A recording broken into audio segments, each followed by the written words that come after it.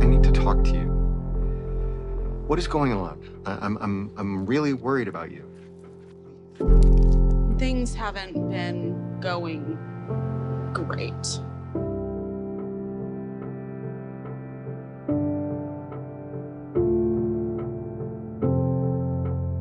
How did the embryo thing go? We're sort of playing the waiting game now. It's impossible. Maybe I don't want your help. You have a daughter who needs you. It's not all about you anymore.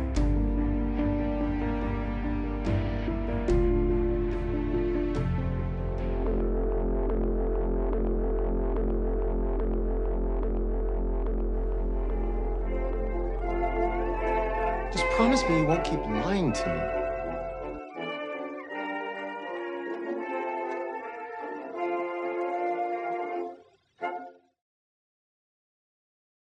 Ladies and gentlemen, boys and girls, children of all ages, we are here today with writer, director, and actress extraordinaire. She does all three of them really well. Of the movie Scrap, which came out, I saw it last year. It's technically came out in 2022, but we're not counting that. We have Vivian Kerr with us here. Vivian, say hello. Hello. Thank you for that. Yeah, well, we had our world premiere at Deauville in 2022, but then we did 2 years of film festivals. So the film didn't actually come out on VOD until December of last year. And that's when I saw it, even though it had been in my inbox since like August, because I am, in fact, a procrastinator. But we saw the film, we loved the film. Vivian saw a review, wanted to talk to us about it. Here's what's cool though. You get to join your seance castmate as someone we have interviewed because we interviewed Scotty Thompson just a few years ago. Oh, And I love he's Scotty. She's so wonderful. wonderful. He's Yeah, she's an wonderful. amazing actress.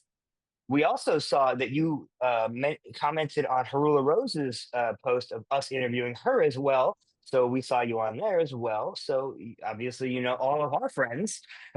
Yeah, so the DP on All Happy Families, Joanna Coelho, was also my DP on my second feature seance. Yeah, I was going to ask you about that too because I know Seance just came out, but also I haven't seen it yet. Well, so it hasn't come out yet. So it's we've only done two film festivals so far. Mm. So our third film festival for that is actually going to be this Sunday at a night of horror in Eau Claire, Wisconsin. And then we have a few more festivals lined up for the spring. So it's just starting its festival run. And you did Newport Beach as well, right? That was our world premiere, yeah, for Yeah. Seance. Well, I haven't seen it yet, and it hasn't come across my desk yet. So I can't wait to check it out because I'm a California native. Another really cool fact about Scrap is we actually still have the emails you sent us directly about the short when it was a short. Oh, yeah. God, must have been 2019. It was because I Yeah. was searching for the email that we you sent me the other day, and when I typed your name into my email, I saw all of the 2019 emails you Oh, sent wow. Oh with my the God. to the short, and like, hey, can you watch this for us? And we Yeah, did. yeah, We because just never. it took so I mean that's how long it took to go from I mean as you know, like these things are not fast. That's just like now it's wild to me how long I've been working on this project. But yeah, that's just how long it took to get the feature made. Let's talk about that because we haven't even mentioned the feature yet.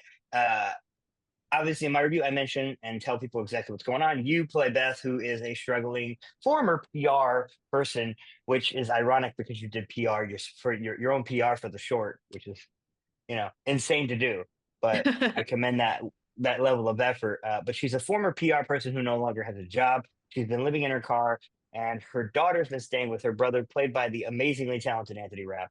Yeah. Um, when you're putting the cast together and you have a chance to work with Laura Perilla and Anthony Rapp, how's that happen? How do you get that together? Well, so Anthony had done the short film, the proof of concept that we shot back in 2018. So Yeah. even though we met and worked together really briefly on that, I loved working with him and I thought he and I had such a great chemistry as brother and sister. And so when I was writing the feature script, I was sort of writing it with him in mind. And then we sent the script to his reps who sent it to him, who thankfully he read it and liked it and wanted to do it. So he was sort of attached from the very beginning. I mean, there was never any discussion of anyone else playing that role. And so it was great. So once I knew that we had him, I knew we just now had to find like a really great actress to play Stacy, his wife, to kind of complete that sort of triangle for us. And yeah, and we worked with casting directors, and Lana Priya was actually already in my mind, but as someone who would be amazing. But they also suggested her, and so through them and through her reps, we were able to get her the script, and again, thankfully, she liked it and wanted to do it. So yeah, I would say for my first feature, I got really, really lucky with the casting. It could have been a lot harder. Yeah, Lana's so good at like being a woman who has an RBF, but like is like super not a bitch, like at all. Yeah, she's Like, got a very powerful energy. She exudes a lot of power and competence and strength and intelligence just naturally. So I think for her it was also an opportunity to showcase like a more vulnerable, soft side of herself in this role, which she does beautifully. mo the funny thing is the two most ninja castings in this movie are Beth Dover, who's amazing in Yeah, literally everything, and Cleo everything. Thomas. Cleo Thomas Yeah. is fantastic. They're so good. I mean, again, it's like I feel like right down to the smallest parts, like I just got incredibly lucky. Like Beth Dover was like she was like the only person that we offered that role to. I was just like, God, it would be so great if we could get her. I don't think she would do something this small. She's so wonderful. And then she said yes, which was so great because she's so funny. That scene where she's like trying to get me to roll down the window and like try to get the money for the tuition. Like, I mean, there's a shot in the movie where I'm like, you can tell I'm laughing a little bit because she's just so funny. And then yeah, Cleo is like such a charmer. Like he's just got like this like effortless sort of like charisma. Just again a super wonderful actor. And just what a great like he's just yeah, just a great counterpoint to the character of my ex. Yeah, that guy's a jerk. Yeah, he's not nice. Yeah. No, no. This movie is it's really a fly under the radar kind of movie, and these are the kind of ones that we enjoy watching and we enjoy like putting out there into the world because they need more people and they need more eyes. Um, Obviously, for the people out there listening, you can rent it on Prime Video for $8, which is a little high for Prime Video, but that's because you can't watch it in the theater anyway right now. So spend Yeah, your so $8 and go see it. yeah, Prime as well as you can buy it on Apple and Fandango at home and I think a couple other platforms. But yeah, I would say for people who are fans of, Anthony's work, Lana's work, or just sort of these kind of indie dramedies in general, I think it's an enjoyable watch for sure. I mean, That's the obviously thing. that I I think we wrote. need more people to check out these indie films, and they they're designed to be personal films, and this is a very personal film. I mean, you do everything on it. You wrote it, Yeah. you're starring in it, and you directed it. Like I'm sure if you could have been the PR for it as well, you probably would have done that too. But technically, you were.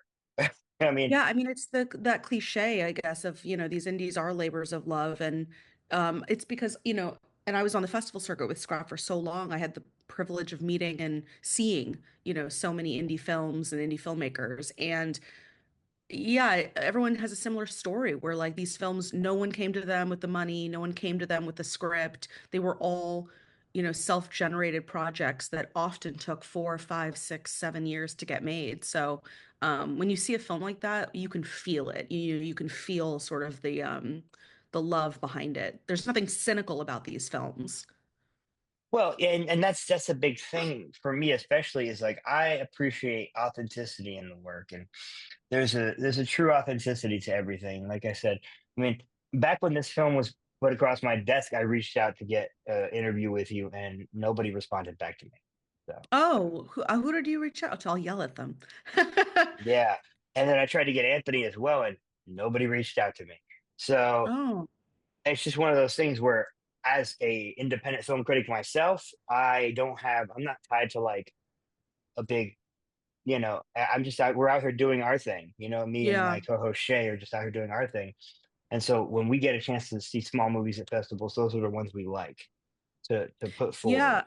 And I think also too, like I hired PR for the release, and sometimes as the client, like you don't really know what's going on. So I encourage you, like if there's a film that you're sent that you really do want to try to schedule something, if the PR team isn't getting back to you, I'm like, just reach out to the filmmakers directly because they probably have no idea what their PR is even doing. That's my advice. Yeah, and that's what we try to do, but sometimes those filmmakers don't make their information easy to find, you Yeah, know, that's true. Well, it's true. You don't want sometimes you do get a because lot of random emails. and I get it, it's for safety, but also it's for like they're hiding behind the PR people that they hired to do the job of getting the PR Yeah. out there. So I get that. And listen, we're never bitter or never cynical about these sort of things, but sometimes they work out like this, where the director's like, "Hey, I saw what you wrote. I appreciated it." And yeah, and it works out just like this one did. Yeah, well, I saw And you read like Vivian, if you were reading this, contact us. And I was like, well, I am reading it, so I should probably contact. we never know who's reading it. Like, because when I look at it from my perspective, I just see a bunch of people reading it. I don't know who those people are, you know? Yeah.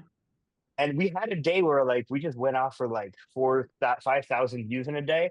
I don't know. That probably wasn't you by yourself, but like, I don't know what happens some days. Yeah.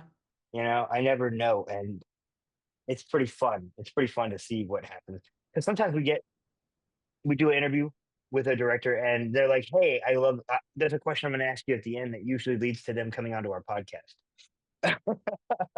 What happened? So we interview you and we ask you two questions. The first question, which I'll ask you now because we're here, is always like, "Hey, who are some people you look up to? Who are people that inspire you, whether that be professionally or personally?" And you would say who those people are.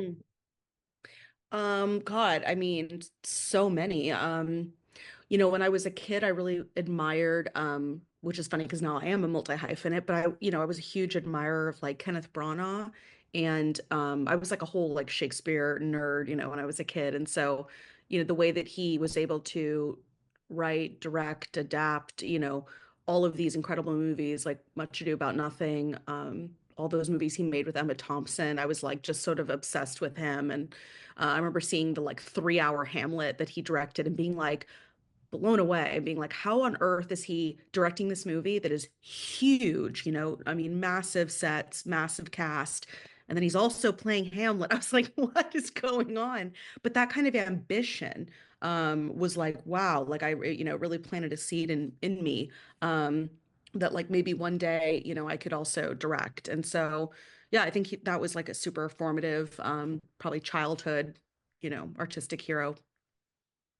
Oh, okay, Brown. So I'm not even mad about that. And also, his Hamlet's still only the second best one because that Olivier one is just I mean, unmistakable. the thing is that, it's the thing, I just watched, I was at Austin Film Festival and I'd never seen Throne of Blood, and they had it playing in one of the beautiful historic theaters that they have there. And and that's like an adaptation of Macbeth. So it's sort of like, these stories are eternal for a reason. And I would watch, I like all of them. The Mel Gibson one has its interesting aspects to it. And you're right, the Laurence Olivier one has interesting aspects to it. I would keep watching them as long as they keep making them. There's always something new to learn in these stories.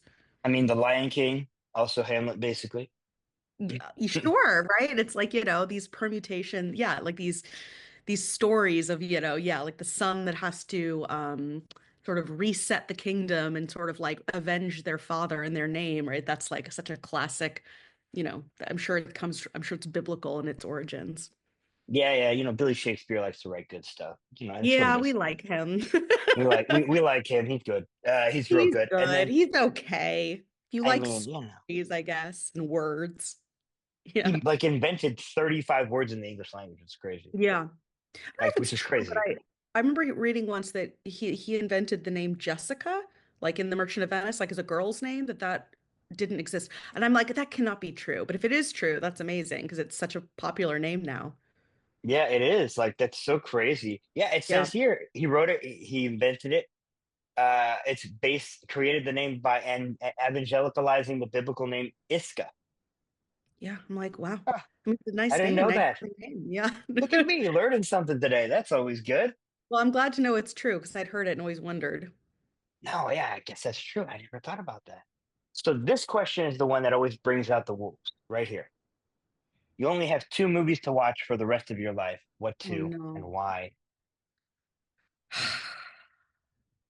mean, that's hard. I'm trying to think of like something that I would not get sick of.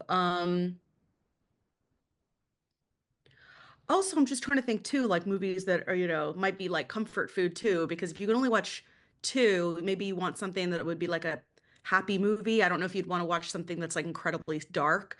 Um, I might do something like really classic and beautiful, like just something like Casablanca, because it's such a complete movie and it's beautiful to look at. The performances are beautiful.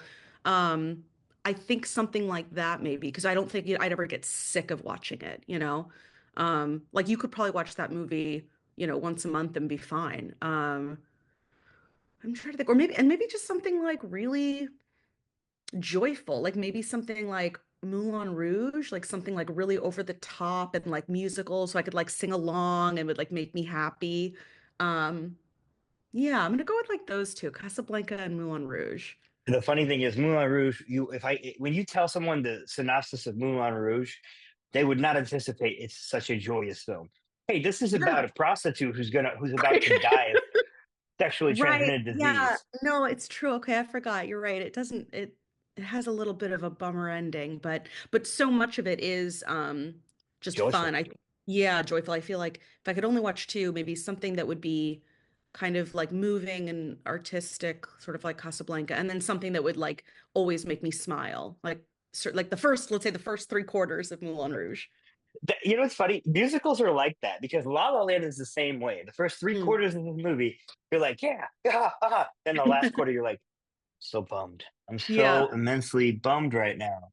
yeah. And that's I know. Moulin Rouge too. Yeah, I mean, I would possibly say like West Side Story, but like it's pretty heavy from the beginning. So like I think Yeah. it wouldn't be as yeah, I don't know if I'd be as entertained, maybe. I think those two I Plus, would go with.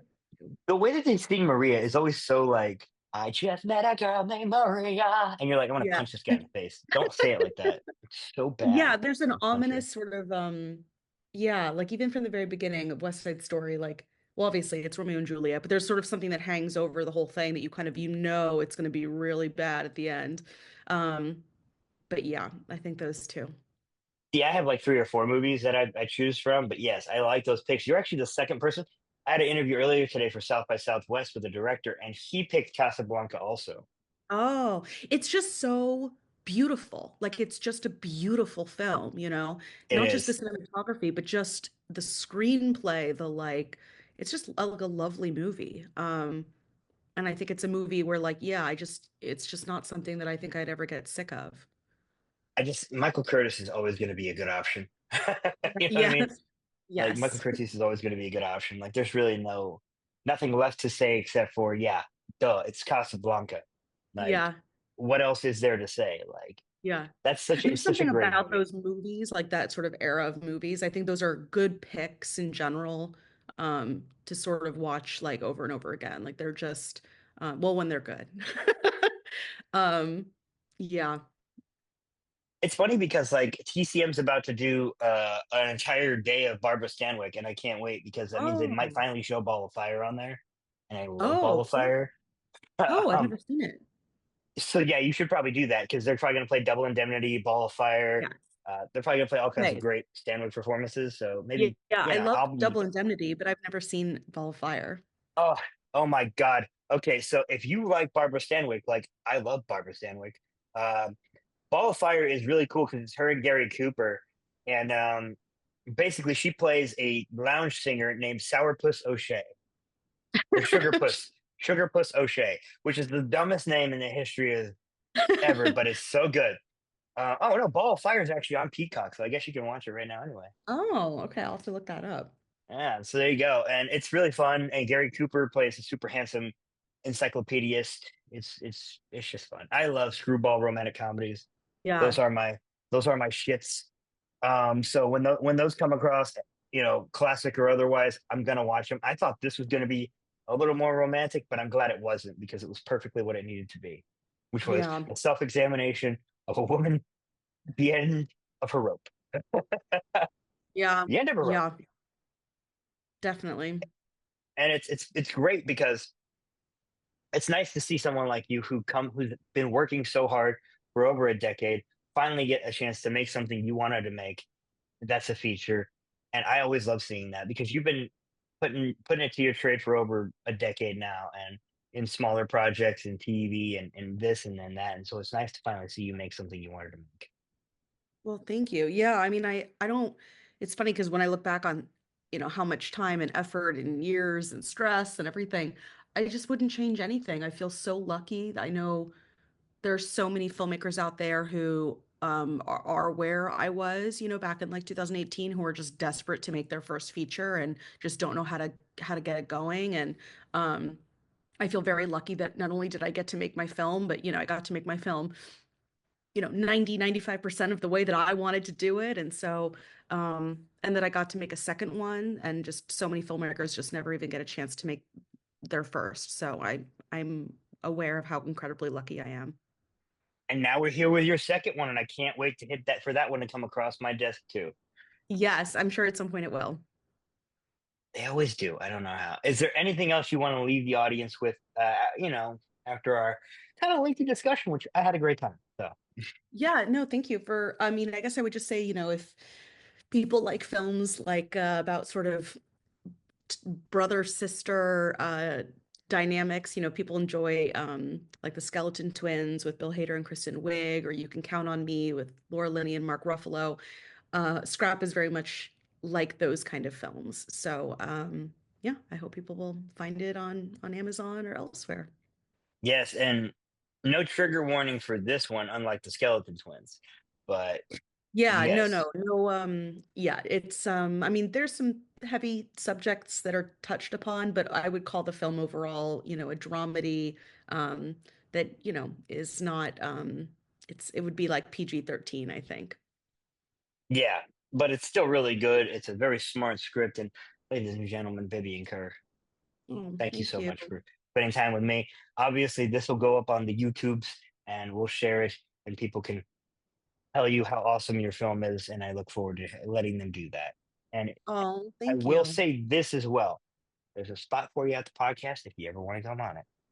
I didn't, so I was like, what did you guys do a podcast? I mean, how do you have time for all of this? I'm like amazed. Like you We review and you do. interview people and you do a podcast. Yeah, I mean, I'm a hardworking guy. Me and my Wow. co-host, who's the other face behind me here, she does all the artwork because she's way more talented than me. We do a podcast every month. We pick a theme. Last month, our theme was Black exploitation because it was, Black History Month, and we discuss the films in that genre or in you know anything really. We do director spotlights. We just did one on Gaspar Noé, which was Oh, fun. wow. And so we do, and that's where I was getting at earlier. Is we had a director on last year who directed a movie, and we were talking about David Lynch, and we ended up Mm. doing a whole episode on David Lynch, and he came on and did it with us. Oh, great. Oh, that's so great. Yeah, no, I'd love to. I mean, if it fit, if I have anything to contribute, if it's a thing that fits, like movies I've seen. I was like, I don't know if I have time to do homework, but if Well, and this is if what's it's great. a good You're the fit, I can. guest. You're the guest, so you get to pick. Well, I don't know what you guys have, talked about in the past, but yeah, I mean, if there's anything, gosh, I don't know. I mean, musicals, maybe. I've seen a lot of those, or Oh, obviously we oh, oh. mentioned Kenneth Branagh or Shakespeare on film. I think all of those I could probably talk about. Um, but We yeah, haven't it's, I done mean, any of those, so okay, well, if any of those appeal to you, just let me know and we'll set up a time. that sounds good to us because there's like four of us on top of like you. So these things get to be 2.5 hours long. Like if you ever see our podcast, some of the episodes are 3 hours long, but they're so fun. We have such a good time. And we were gonna have Harula on there a couple months ago, but she got sick, so we couldn't Oh, have I her think on she had now. a baby. Didn't she just have a baby? Yeah, this is before she had the baby. Yeah. Got it. She like literally Um, just had the baby, but like just before that. Gotcha. Well, yeah, let But me yeah. know, what of those appeals to your group and we'll set something up. You don't have any babies planned in the near future, do you? No, not in the near future. No. Just making sure so we don't have another cancellation. Yeah, No, no, thank you so no. much. If people want to reach out to you on the internet, where can they do it?